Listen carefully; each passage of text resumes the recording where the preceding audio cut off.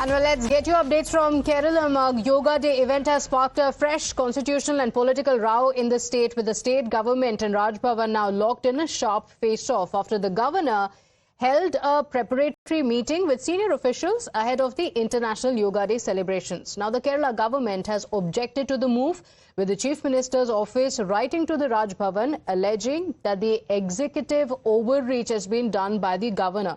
The Chief Secretary has also maintained that such review and preparatory meetings fall squarely within the executive domain of the elected government and not the governor. The Raj Bhavan, however, has stood by its action, setting the stage for another round of tussle between the governor's office and the state government. So this is not the first criticism that it has received. In fact, you also had the former Chief Minister Pinarayi Vijayan saying that the issue required serious consideration as it amounted to a clear violation of constitutional practice and democratic conduct. വേറൊരു പ്രശ്നം കേരളം അതീവ ഗൗരവമായി കാണേണ്ട ഒരു കാര്യമാണ്. അന്താരാഷ്ട്ര യോഗ ദിനാചരണം വരുന്നുണ്ട്. അതുമായി ബന്ധപ്പെട്ട്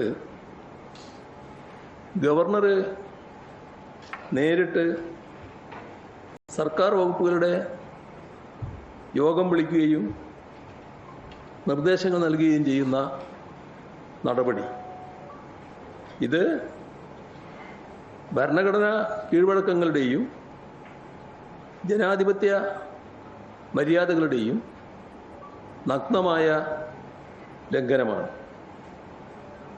ഗവർണറിൽ നിക്ഷിപ്തമായ അധികാരം സാധാരണഗതിയിൽ മന്ത്രിസഭയുടെ ഉപദേശ നിർദ്ദേശങ്ങൾക്കനുസരിച്ച് പ്രവർത്തിക്കുക എന്നതാണ്. ഗവർണർ ഒരു സമാന്തര അധികാര സ്ഥാനമായി മാറുന്ന കാഴ്ചയാണ് കാണുന്നത്. അത് ഭരണഘടനാ വിരുദ്ധമാണ്. So, while this is what the government has said, and also the former Chief Minister Pinarayi Vijayan coming out to criticize this, the BJP has hit back, alleging that the governor is not being given due respect, and this is unacceptable for merely calling a meeting, the CMO sending out such a message. I think it is the latest case in which the governor has not been given the due respect which he deserves in Kerala. By the earlier LDF government and now by the UDF government.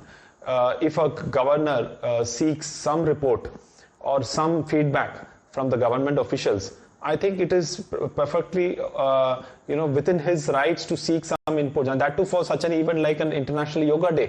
And even that becomes a political issue here. Just shows how the narrative here is set, that anything which the governor asks is to impose the saffronization into Kerala. My colleague Varshini is joining us on the broadcast with the details. Varshini, tell us what happened, because the governor called for a meeting and the governor's office still says there's nothing wrong, even though the government says that this was overreach by the governor's office. Absolutely, yes. This meeting happened on the Wednesday when the Governor of Kerala, Rajendra Vishwanath Arlekar, had convened a meeting with different various, department heads as well as vice chancellors of multiple universities. And this meeting was specifically happening to discuss regarding the preparations of International Yoga Day. In fact, when this news came out, the Chief Secretary of Kerala, when they contacted the Secretary of the Governor's office to inquire regarding what the meeting was about, the Secretary of the Governor's office has still spoken about how this was a Yoga Day meeting. And that is why now this entire row that we are seeing between the governor and the government has once again happened, because this does not go well with the ruling government as well as the opposition party in the state of Kerala.